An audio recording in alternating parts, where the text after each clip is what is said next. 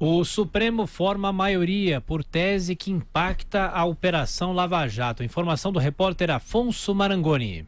A maioria dos ministros do Supremo Tribunal Federal foi favorável nesta quinta-feira a uma tese que pode anular condenações da Operação Lava Jato. 6 dos 11 ministros defenderam que, em um processo, réus delatados têm o direito de apresentar as alegações finais depois dos réus delatores. A posição pode beneficiar, por exemplo, o ex-presidente Lula. Votaram a favor da tese os ministros Alexandre de Moraes, Rosa Weber, Gilmar Mendes, Celso de Mello, Carmen Lúcia e Ricardo Lewandowski. Foram vencidos os ministros Luiz Edson Fachin, relator do caso, Luiz Fux e Luiz Roberto Barroso. O primeiro a divergir do relator foi Alexandre de Moraes, dizendo que quando uma pessoa faz acordo de colaboração, ela busca a condenação do delatado.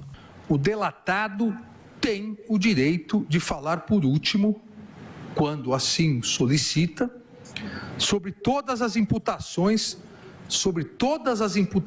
que possam levar à sua condenação. Já o ministro Luiz Roberto Barroso foi contra conceder prazos diferentes para delatores e delatados e destacou o impacto do que estava sendo discutido. O que aqui se decidir repercutirá em todos os processos que envolveram colaboração premiada.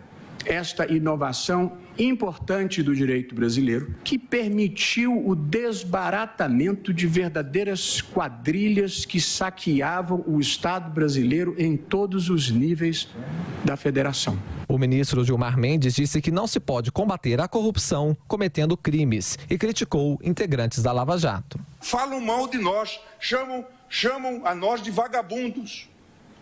Queriam interferir na distribuição do processo. Falam mal do ministro Fachin.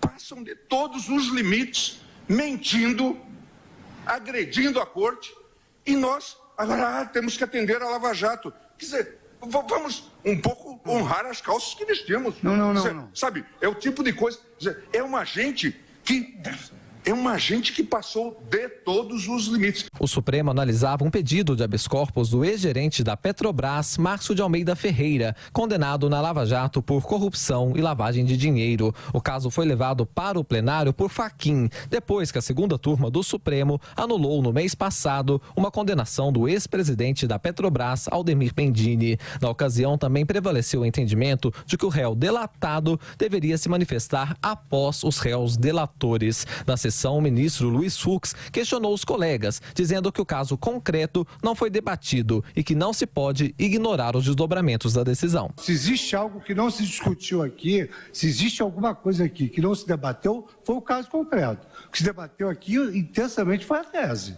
Será que alguém aqui desconhece que esse julgamento do Supremo não vai ter uma eficácia que transcende a esse caso? Mas, ministro Fux, é óbvio, claro só que vai que... ter. A ministra Carmen Lúcia foi favorável à tese, mas disse que para uma sentença ser revista é preciso ficar provada a existência de prejuízo ao réu delatado.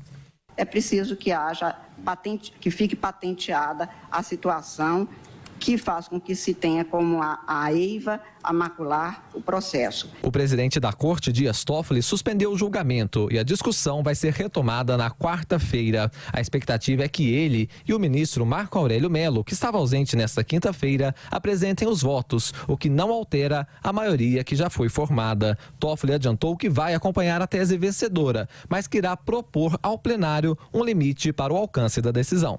Adianto que o meu voto será pela concessão, mas eu trarei delimitações a respeito da aplicação. Se a Corte vai acompanhar ou não tais delimitações, é uma outra situação que nós veremos na próxima sessão. Os investigadores da Lava Jato afirmam que a decisão do Supremo poderá levar à anulação de 32 sentenças, beneficiando 143 condenados. O discurso do ministro Gilmar Mendes foi lamentável, foi um discurso político, não foi um discurso jurídico, e foi um discurso sintomático da posição do ministro Gilmar Mendes contra a Lava Jato. Isso ficou muito claro ontem, fazendo todo tipo de acusação que ele já vem fazendo, aliás, não é uma novidade. Então a posição do ministro Gilmar Mendes contra a Lava Jato, ela já está muito bem estabelecida, e o seu voto e a sua posição de ontem deixaram isso muito claro. Queria elogiar aqui o voto e as posições, os argumentos do ministro Fux, que discordou da tese majoritária, da tese vencedora, no sentido de manter o prazo para os réus, argumentando que tanto que o delatado tem acesso a todas as informações que o delator forneceu e, portanto, teria todas as condições de, no prazo estabelecido pelo Código de Processo Penal, conseguir se defender adequadamente. Muito boa posição do Fux. Com relação ao ministro Toffoli, presidente do STF, Supremo Tribunal Federal, ele, diante do que está acontecendo, ele manteve ele manifestou uma posição, sobretudo, política, porque se há uma compreensão da maioria dos ministros de que é preciso rever a regra atual e, portanto, isso terá efeito basicamente para todas as decisões realizadas até agora em que o delatado não pôde se manifestar de forma adequada dentro de um processo em que foi delatado, então o ministro Toffoli quis ali arranjar uma solução, não sei qual será a consequência prática disso, mas de qualquer forma essa solução caminha no sentido da decisão do STF só atingir aqueles processos em que a defesa questionou esse prazo, questionou o fato de um delatado falar ao mesmo tempo que um delator. De qualquer forma, foi um julgamento que teve uma dimensão política muito forte e a posição do Gilmar Mendes lamentável. Olha só, o réu delator é réu, ele não passa a ser um acusador. Então, não há nada na lei existente hoje de delação, no Código Penal, que diga que o réu delator deixou de ser réu e que o juiz, então, errou e atropelou a lei ao não colocar na ordem o último como o réu delatado. Então, é absurdo o STF legislar dessa forma, valendo para trás, né, e colocando em risco toda a Operação Lava Jato.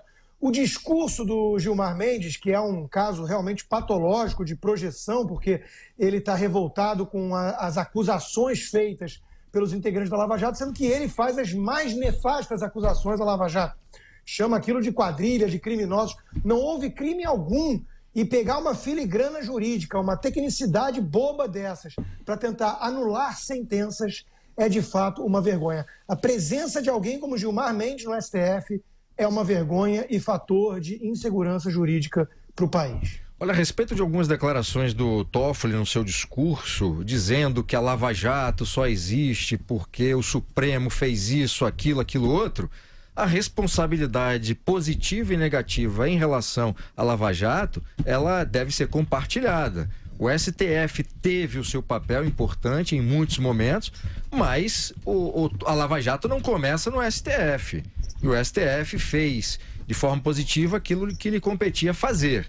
Se não fosse o trabalho da Polícia Federal, se não fosse o trabalho do Ministério Público Federal, se não fosse o trabalho, enfim, da Justiça Federal, a Lava Jato nem chegaria até o STF. Então, muita calma nessa hora, ministro Toffoli, porque essa tentativa de exagerar a atividade do STF e assumir um protagonismo não cabe bem. O senhor quer ter uma posição diplomática, política à frente do STF, mas calma aí, porque esse protagonismo que o senhor insiste que o STF teve, não é bem assim. As outras instituições funcionaram e o STF, quando cumpriu a sua função, cumpriu bem a sua função, conseguiu completar um processo de forma adequada. Agora, o STF tem caminhado no sentido contrário às decisões positivas que tomou ao longo de todo esse processo da Lava Jato.